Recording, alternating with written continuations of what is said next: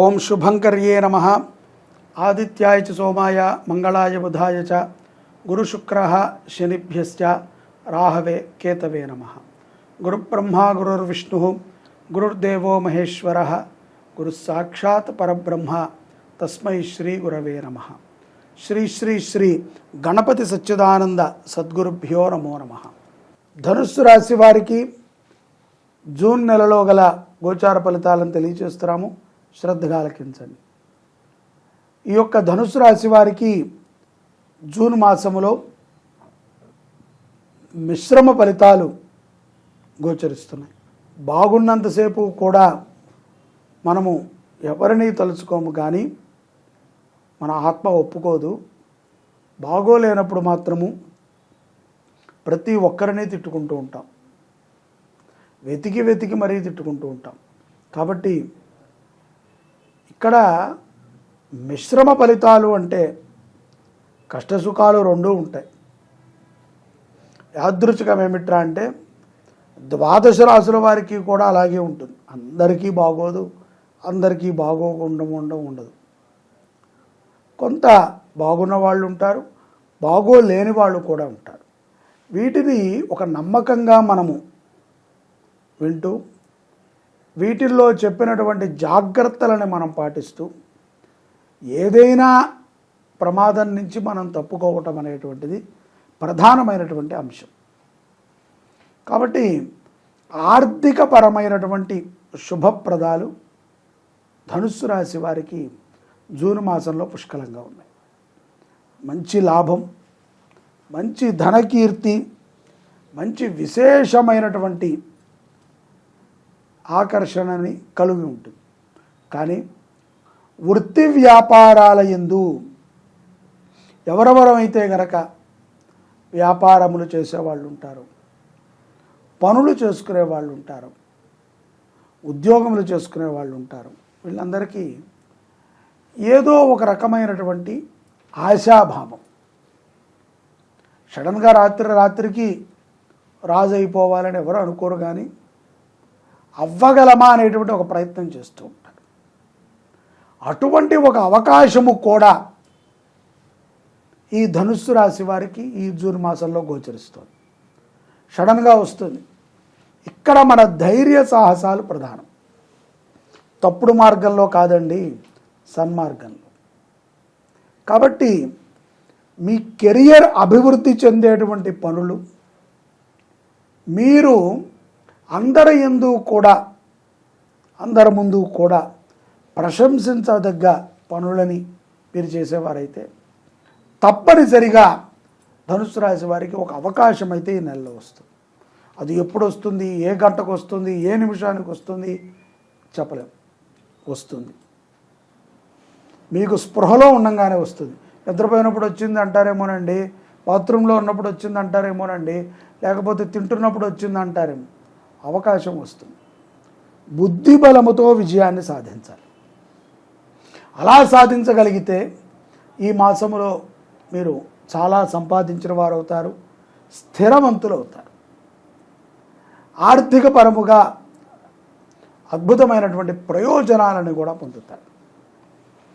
రాజకీయ రంగములో ఉన్నటువంటి వారికి చక్కటి లాభం ఉన్నప్పటికీ, మంచి పేరును మీరు సంపాదించగలిగినప్పటికీ, పదవి వచ్చినప్పటికీ తెలియనటువంటి ఒక నిరుత్సాహితులై ఉంటారు.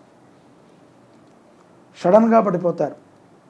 ఏ ప్రయత్నము చేయలేరు, ఎవరొచ్చినా కలవలేరు. ప్రచారానికి ఉన్నటువంటి జోరు ప్రమాణ స్వీకారానికి ఉండదు.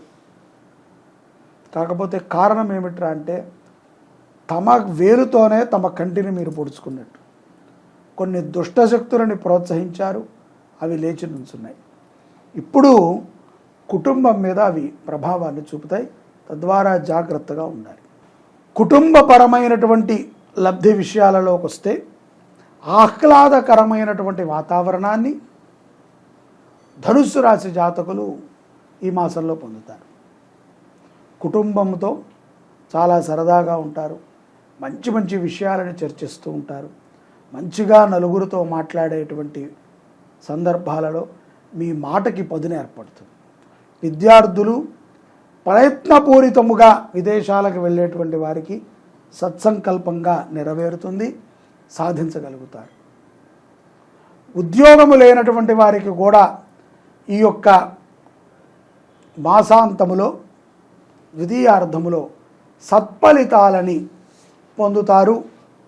ఉద్యోగం లేనటువంటి వారు చక్కటి ఉద్యోగాలు లభిస్తాయి. ముఖ్యంగా స్త్రీలకి, ధనుస్సు రాశిలో ఉన్నటువంటి స్త్రీలు ఏదో ఒక పనిని చేస్తారు, సంపాదన చేస్తారు, కుటుంబాన్ని నడిపేటువంటి బాధ్యతలో ప్రధానమైనటువంటి బాధ్యతని తీసుకుంటారు. ఈఎంఐలు కట్టడము చాలా ఉన్నాయి కదమ్మా, వీటిల్లో ఏదో ఒక పెద్ద బాధ్యతనే మీరు తీసుకుంటారు. తొందరపాటుతో, ఏమరపాటుతో ఎవరికి పడితే వారికి మాట ఇవ్వద్దు. అలాగే ఏది ఉన్నా కూడా ఆడది అంటే అద్దములాగా ఉండాలి. ఎట్లా కనబడుతున్నామో అట్లాగే కనబడాలి. రెండో రూపాన్ని మనం చూపించకూడదు. సమాజానికి మనము ఒక శక్తిలాగా కనబడుతున్నామంటే అద్దములో కూడా శక్తే కనబడాలి. అక్కడ రూపాలని చూపించకూడదు. కాబట్టి ఉద్యోగం చేసేటువంటి వారు, వ్యాపారం చేసేటువంటి వారు, వ్యవహారములు నడిపేటువంటి స్త్రీలు సమాజంలో ఉన్నటువంటి దుష్టశక్తుల నుంచి చాలా జాగ్రత్తగా ఉండాలి. ఇది మీకు ఎంతో ఉపయుక్తమవుతుంది. తర్వాత ఆరోగ్యపరముగా జీవనము గడపటానికి ధనుస్సు రాశి జాతకులు శాకాహారాన్ని భుజించడమే మంచిది. మంచి ఆహారాన్ని తీసుకోండి, ప్రాణాయామం చేయండి, లేకపోతే అనారోగ్య పాలవుతారు. మాసాంతములో కొన్ని చిన్న అనారోగ్యము ద్వారా ఏదో ఒక తెలియనటువంటి బాధ కడుపులో ఏర్పడిపోతుంది. ఆ బాధ తట్టుకోలేరు, ఆ బాధ తీర్చుకోలేరు. రకరకాలుగా ఉంటుంది సమస్య. ఏదో ఉననాలికి మందు వేస్తే కొండనాలికి ఊడింది అన్నట్టు చిన్న సమస్య చాలా పెద్దది అవుతుంది. కాబట్టి మంచి ఆహారాన్ని తినండి, మంచిగా ఉండండి, తద్వారా విజయాన్ని పొందుతారు, ఆరోగ్యవంతులుగా జీవనం గడుపుతారు.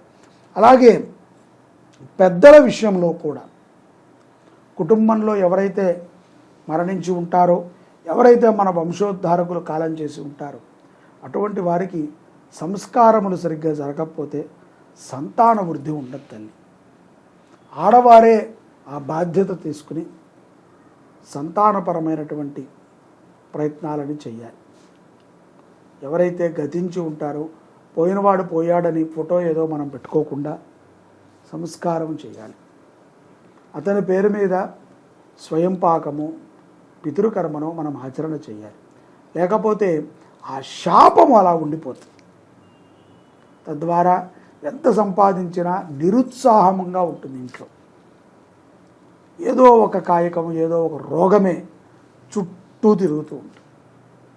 కాబట్టి ధనుసు రాశి జాతకులు ఎవరైతే తమ కుటుంబాలలో మరణించిన వారు ఉన్నారో ఒకసారి జ్ఞాపకం తెచ్చుకుని వచ్చేటువంటి అమావాస్య రోజున, ఆ యొక్క అంటే జ్యేష్ఠ అమావాస్య, జ్యేష్ఠ మాసములో వచ్చేటువంటి అమావాస్య రోజున తప్పనిసరిగా స్వయం పాకాన్ని బ్రాహ్మడికి దానం ఇవ్వండి.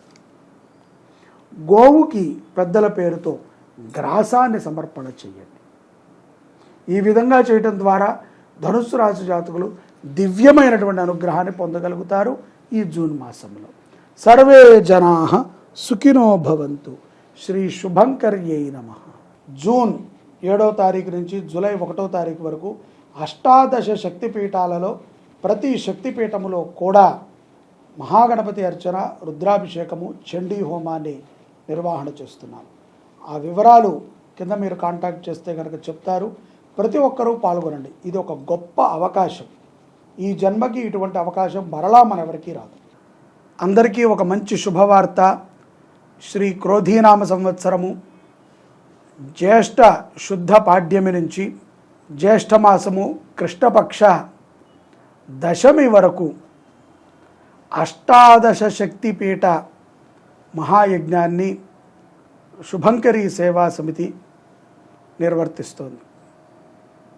ప్రతి శక్తిపీఠములో కూడా, అంటే మన హైదరాబాద్కి పక్కనే ఉన్నటువంటి అలంపురి జోగులాంబ అమ్మవారి దగ్గర నుంచి శ్రీలంకలో ఉన్నటువంటి శాంకరీదేవి వరకు ప్రతి శక్తిపీఠములో కూడా మీ గోత్రనామాలతో గణపతికి అర్చన, రుద్రాభిషేకము, ఆ యొక్క శక్తిపీఠములో చండీ హోమం, వీటిని నిర్వహణ చెయ్యాలి అని చెప్పి శుభంకరి సేవా సమితి జూన్ 8వ తారీఖు నుంచి జూలై 1వ తారీఖు వరకు ఈ యాత్రని, ఈ యొక్క మహాయజ్ఞాన్ని నిర్ణయించడం జరిగింది. దీంట్లో ప్రతి ఒక్కరూ కూడా తప్పనిసరిగా పాల్గొవాలి. ఎందుకంటే ఈ జన్మకి ఇది ఒక గొప్ప అవకాశం. ఒక్కసారిగా ఒకే బ్రాహ్మడు మన గోత్రనామాలతో ప్రతి క్షేత్రము యందు కూడా అమ్మవారి క్షేత్రముల్లో హోమాన్ని చేయటము కానీ, అభిషేకము చేయటము కానీ, అర్చన చేయటము కానీ మన యొక్క దారిద్ర్య దుఃఖ నివృత్తి అవుటకు చాలా ఉపయుక్తమవుతుంది. ఇది మరొక్కసారి దొరుకుతుంది అని మాత్రం ఎవ్వరూ అనుకోవద్దు, మీరు ఊహించలేరు కూడా. ఇంకొకళ్ళు ఎవరైనా చేస్తారేమో, అప్పుడు కట్టుకుందాములే, అప్పుడు పాల్గొందాములే అని అనుకుంటే ఇది మీరు జార విడుచుకున్నట్టే. ఏకకాలములో పరమేశ్వరుడి యొక్క అనుగ్రహముతో ఈ యాత్రని ప్రారంభిస్తున్నాము. ఈ యాత్ర లోక కళ్యాణార్థము జరుగుతుంది. అందరూ బాగుండాలి, ప్రకృతి అంతా కూడా సస్యశ్యామలముగా ఉండాలి. ఎక్కడెక్కడైతే గనక దారిద్ర్యముతో దుఃఖితులై ఉన్నారో వారందరికీ కూడా బాగుండాలి, అందరూ మంచి ఆరోగ్యంగా ఉండాలి, విద్యార్థులకి మంచి చదువు బాగా రావాలి అనేటువంటి ఒక ఉద్దేశంతో ఈ యాత్రని సంకల్పించాం. ప్రతి క్షేత్రములో కూడా సశాస్త్రీయముగా జరిగేటువంటి యజ్ఞములో మీరు తప్పనిసరిగా పాల్గొనండి. కింద మీకు కాంటాక్ట్ నెంబర్ ఇచ్చాము, మీరు కాంటాక్ట్ అవ్వండి, మీ గోత్రనామాలు నమోదు చేసుకోండి. జూన్ 8వ తారీఖు ప్రారంభమవుతుంది. జూలై 1వ తారీఖు మన యొక్క శుభంకరి పీఠములో చండీ హోమాన్ని చేసుకుని మహాపూర్ణావతిని చేసుకుంటాం. ఆ రోజుతో ఈ కార్యక్రమాలు ముగుస్తాయి. ఇంత గొప్ప యజ్ఞం, మీకు ఎటువంటి కోరికన్నా తీర్చేటువంటి మహాఫలప్రదమైనటువంటి అష్టాదశ యజ్ఞం. అష్టాదశ శక్తిపీఠాలు ఏ విధంగా వచ్చాయో మనకు తెలుసు. అమ్మవారి యొక్క శరీర భాగాలు 108 భాగాలుగా విచ్ఛిన్నమై పడిన తర్వాత అవి కొంతకాలానికి 51గా మారాయి, మరికొంతకాలానికి అవి 18గా వచ్చాయి. ఆ 18 అద్భుతమైనటువంటి శక్తిపీఠాలు, వాటిని మించినటువంటివి మరొకటి లేవు. ప్రతి క్షేత్రంలో కూడా శివుడు ఉంటాడు. కాబట్టి శివుడికి ఆరాధన, గణపతికి ఆరాధన, అమ్మవారికి ఆరాధన జరుగుతుంది. అవకాశాన్ని జార విడుచుకోకండి, ప్రతి ఒక్కరూ పాల్గొనండి, అమ్మవారి అనుగ్రహాన్ని పొందండి. అమ్మ దయ ఉంటే అన్నీ ఉన్నట్టే. సర్వే జనాః సుఖినో భవంతు.